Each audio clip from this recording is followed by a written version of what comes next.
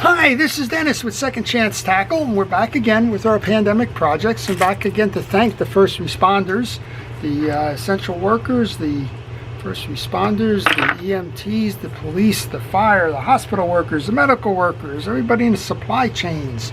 Thank you for all it is that you're doing to keep us well during this pandemic. And a special offer to the first responders, our law enforcement, EMTs, fire, rescue, hospital workers, doctors, nurses, staff. A special offer to you to service any of your reels, your favorite reel, a single reel from you. I will service that free of charge and get that reel back to you as a thank you for one, watching my channel, and two, for all you're doing to keep us well during the pandemic. So this one's been requested quite a bit. This is the 410 Mitchell. It's a high speed.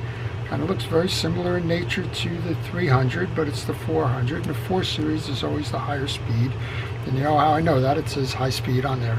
Just kidding. But yeah, this is a reel that came into me from Doug. Doug brought it to me as part of about 8 or 9 reels that he sent me because of that. And those of you that have watched my videos kind of know the answer to that already. And we'll solve that as part of the tune-up. As a matter of fact, why don't we just go solve that right now? So that is a function of 2 things. It's a function of it being dry, and I can see that there's tremendous spacing here, which means that that bail wire is bent. So let's just go ahead and pull the screw on this side.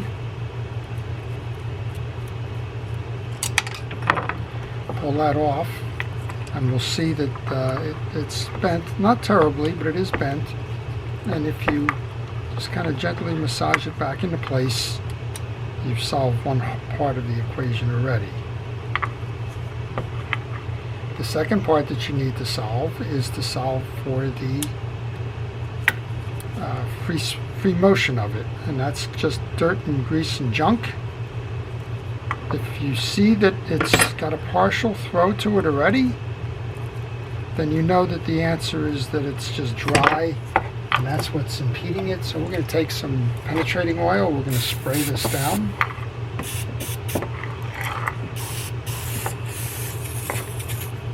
Give it a good healthy coating of that. We're going to work it back and forth. And what do you know? Pretty easy, huh, Doug? It'll work its way in, but you can see we're no longer sticking. And we just need to kind of work the dirt out of it. You do not need to remove the bail springs or anything to get that done. You just simply need to make sure that it's doing everything it needs to do. So we had 2 little issues there with this. We had the issue with the bail wire being a little bit bent. You can still see it's bent if you look at it. It's kind of not perfect, right? And you can bend these things by hand.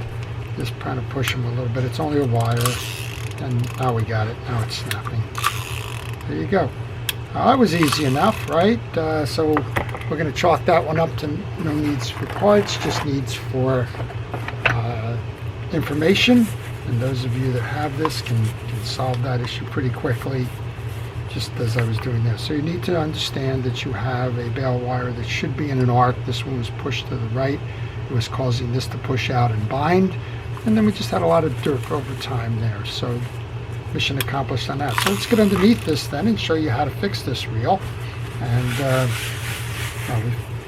how to take it apart, how to service it, and how to make it ready for fishing again. All right, I like, when I do this, I like to make sure that the free spool and the anti-reverse are off.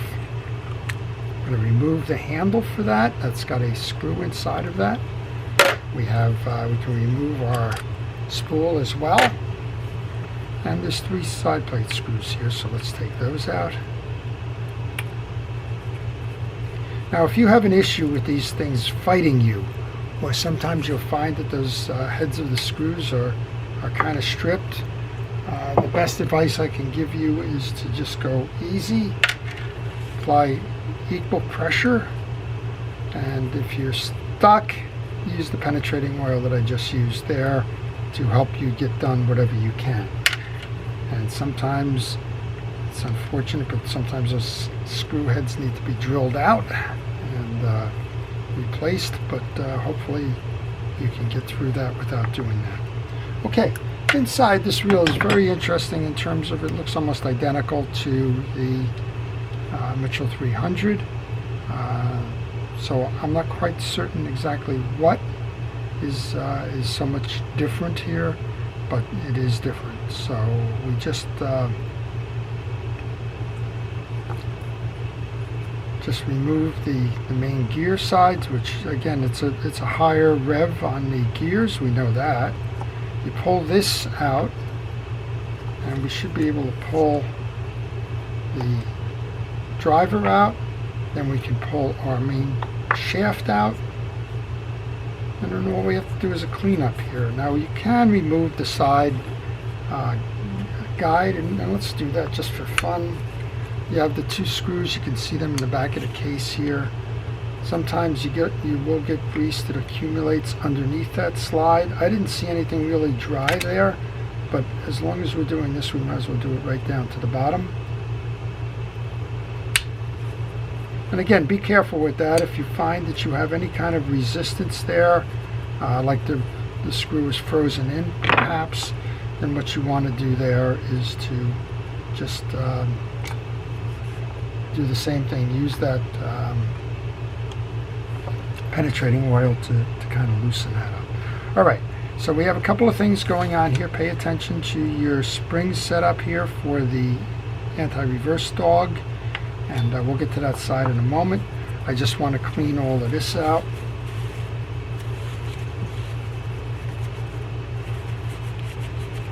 Get the old grease. You can use a penetrating oil in here to loosen the grease if you found it. I just am not finding anything in here. It's a very clean case. And let's go up top here. This is a Mitchell tool. You don't need the Mitchell tool, but it is helpful. I do notice we have some little bit of scarring and some dirt. So let's go ahead and complete the disassembly of this reel. That's a 12mm nut up top there. If you don't have this reel, you at least need a deep socket. You're not going to be able to get a wrench in there. Okay. Normally I would put all of that stuff in my parts tray, but I'm just kind of keeping it straightforward in front of me here as we work in sections. You want to make sure that all of the channel where that pinion gear sits stays in place, gets cleaned as part of the overall cleaning of the bottom there. This is the baffle plate. You can remove that. And then underneath we're just doing the same thing. We're making sure it's clean. This is your bail trip mechanism. We mentioned before that the problem with this bail was the bent wire, but if you had a sluggish performance here, then you might notice that there's some dirt and grease and grime in there. So that's why you take that baffle off. And we're just going to hit that right now with some WD-40 there, because I do notice there's a little bit of dirt there. And if that's sluggish, or if that's not tripping, then you're not going to get the full effect of that bail. So you can see how this works. It's going to come along, it's going to hit the trip, which is internal here. This is the trip right here on the end of the underside of the baffle. It's going to come along, trip, and then that's going to fire the bail. So that's what you've got going there. Also make sure enough that you're tight with the screw. Sometimes that works loose, and that's all you need to know about this. And this is an integral part of the rotor case, and we're just going to go ahead and put that back on. We're going to lube the shaft here. I'm going to use a fishing reel grease. It doesn't have to be Mitchell grease, but since Mitchell was acquired by Pure Fishing, I guess we're keeping it in the family. We're using Penn Precision Reel Grease, and they're both parts of the Pure Fishing family these days. We're going to take our cup. And there is a couple of shim washers on there. Just be aware of them and make sure that you go back and put in the number of shim washers that came off of this. And I believe there's 3 with this. That's an adjustment that the factory makes to make sure that the case aligns properly and that you're at the right place for the bail trip. Alright, I'm going to get grease onto the underside of the pinion gear here that's attached to the rotor, and insert that in. Now we have the 3 of these. As I said, you want to keep count there. There's two there, and there was one that's stuck on the underside of the bezel. And we're going to align the bezel. Notice on the bezel that there is a little bump out here, or a stud that's going to go into the slot on the rotor. Just like that. We're going to take our nut.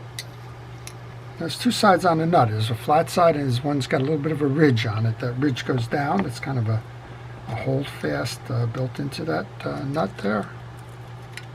Make sure you put that in the down position. Just like that. I like to start the things with my hand.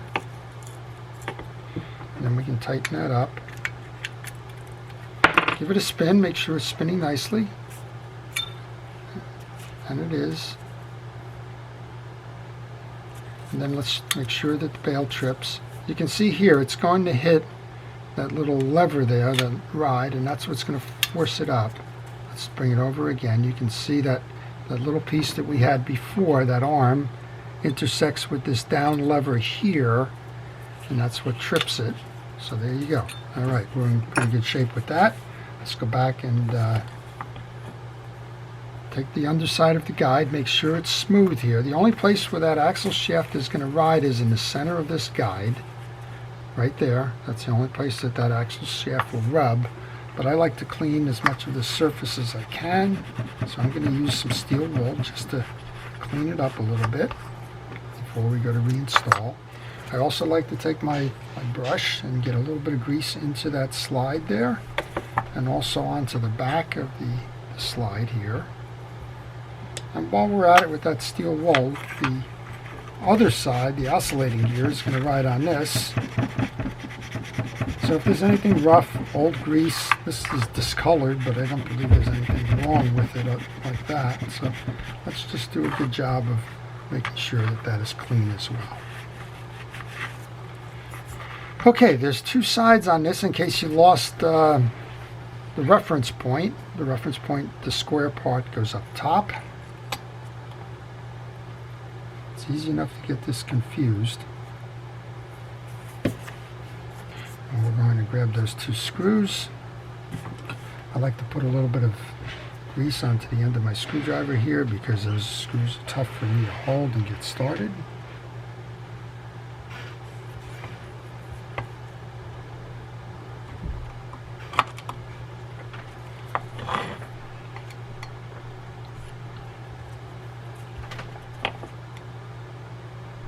There's always a reel that's got small parts in it that make me kind of cringe-worthy, if you will, but one of the viewers sent me this, use the grease on the end of the screwdriver trick, and for the most part it works. Of course, when you go on camera to show somebody that it works, it doesn't, but there you go. Alright, so we've pretty much got that started. Let's finish that off. So this reel shows the evidence of being bumped a lot, whether it was bumped on a fishing boat, a railing on a pier, or just generally after use just kind of laid down somewhere like it's laying right now. It does show that wear, but that wear is nothing to worry about. A lot of folks want to repaint these reels. I don't. I prefer to let the reels tell the story of how they've been used over time, and it's all a matter of personal preference. Next up then, we're going to take the axle shaft, we're going to clean that up. Again, if you feel any roughness, or if you want to be sure, use a 4O steel wool. That's the finest of the steel wools. It's not coarse and it's not going to injure the metal and parts in any way. It's just going to basically polish them. But again, if you feel that there's an issue that needs to be resolved, go ahead and use that. We're going to take our axle shaft and we're going to insert through. The flat side goes down, and then we have this little carrier here. I always get the nature of this carrier wrong. We'll see if we can hit it right the first time. But get some on the back. There's a stud here on the bottom of it, and that's going to go into the hole on the axle shaft. Just like that. And then you want to get grease into this. before you put that oscillating gear on. That oscillating gear has 3 pegs on it, and usually, like I said, I usually get this wrong. You want to do this by hand before you go any further. So I believe they face down with the piece all the way down. And then you want to turn it to make sure you have the full slide, just like that. I've seen way too many people throw this reel away or bring it into me saying I took it apart and I can't get it to work. And the reason for that is those 3 little bars on the bottom of this gear are out of sync. And as soon as, of course, I take it off and I just reset it, and everybody marvels a little bit anyway, I guess. All right, let's go over to the gear side then. We got a couple of things going. Don't lose that spring. Here's your drive.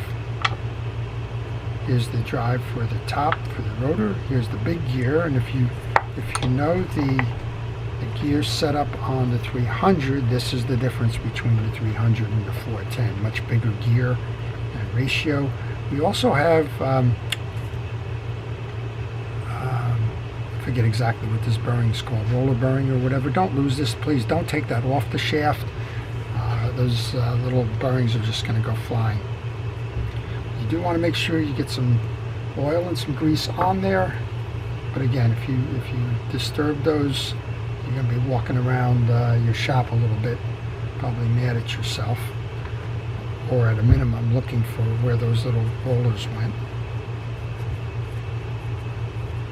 Just cleaning up the dried grease behind.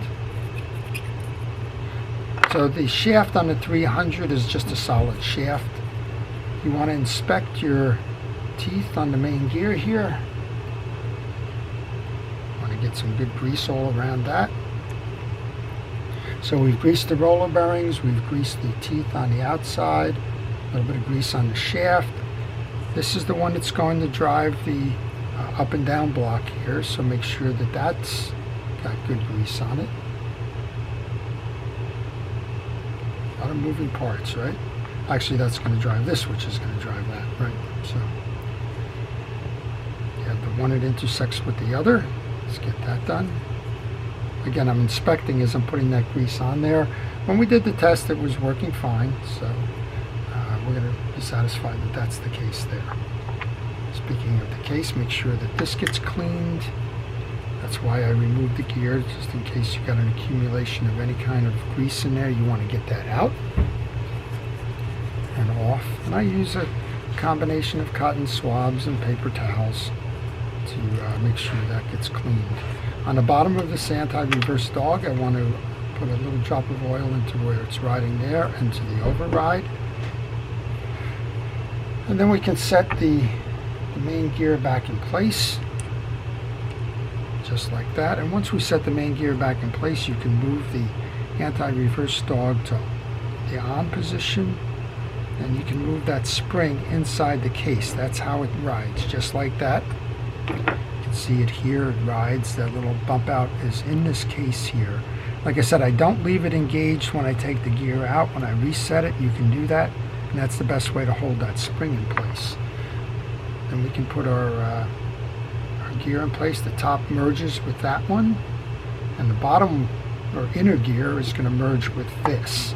Now when we put this back together here, we didn't put grease on the outside because I was more interested in making sure that the swing was right on that for the inner part.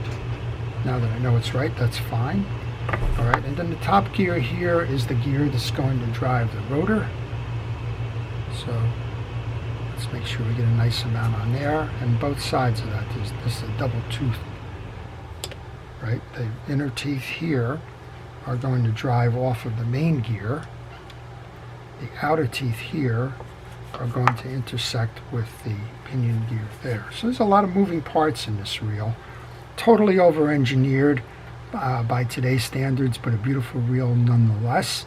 And right at this point, all we have to do is turn this inside, just like that. That was easy enough, right? Get the 3 pieces, the 3 screws that hold the case together.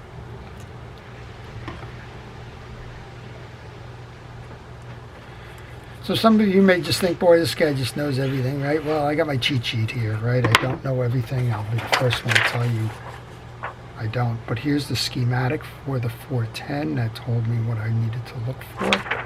And that's been guiding me along the way as I've taken out the case and the like. I've just made sure that, for example, with that dog spring, I knew where that location of that dog spring was before I opened this reel up. And I would encourage you, regardless of what reel that you work on, to get the schematic. And I would also encourage you to take pictures along the way.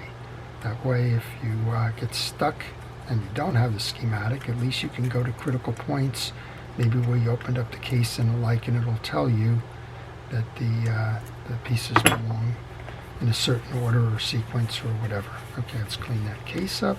Let's get some of the grease off of here. All right, last part then. Well, two parts. We got the handle here. All right, put the handle back on.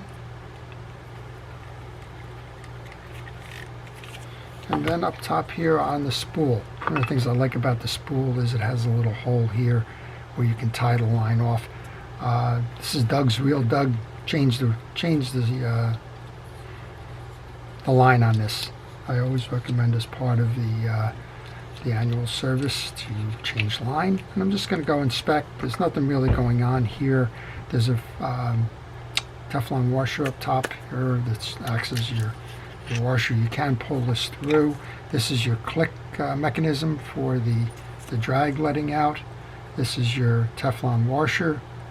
Looks like we're in good stead there. And this is your hold down and your little spring that's going to provide the tension to that. So there's 3 pieces to this. Those are the 3 pieces. Go ahead and put the bottom back in.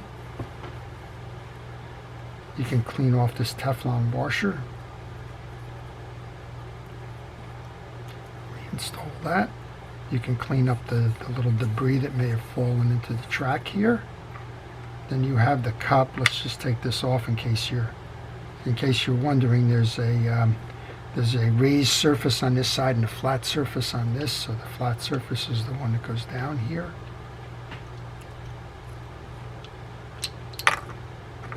And there's a flat side on the bar. That's why I'm dropping this, because I don't have the flat side on. I have it on now. All right, then the top goes back on for the drag. And our spool goes back on the axle shaft. Make sure you lock it in there. Give it a ride. There you go. That's it. And for what it came in for, the bad bail. So our bail is snapping right back now. So we've learned a couple of things here. We've seen the difference in the internals. We know that the high speed has the bigger gears. We also know that you have roller bearings on that main gear. So if you do start taking this apart, be very cognizant of that and be very careful with them. Let's flip that to the off position. You saw how we set that dog and the spring that's associated with it. So there you go. That's it. That's the Mitchell 410 and all the little differences between that and the 300. So if you like this kind of a video, I would encourage you to subscribe, and if you do subscribe, I would ask you to hit the notifications so that you don't miss any of this. If you have questions on the Mitchell reel or any reel in particular, shoot me a note in the comments. I do try to respond to all of them. If you have a reel that needs to be repaired, contact me on the business card that follows by email, and I'll give you the repair information. I think that's how Doug found me. And finally, again, if you're a first responder, EMT, police, fire, hospital workers in the medical field, just talked to somebody the other day from a VA hospital. I'll service one of your reels for no cost. Just get that reel to me, and I will make sure that it gets serviced. If it is missing or has a broken part and the parts are still available, well, that's part of my free offer as well. And it's my special thank you to you for all that you've been doing over the past 9 months. Well, we've all been in lockdown in various stages of trying to stay well during this pandemic. So this is Dennis with Second Chance Tackle. Thank you. Have a great day.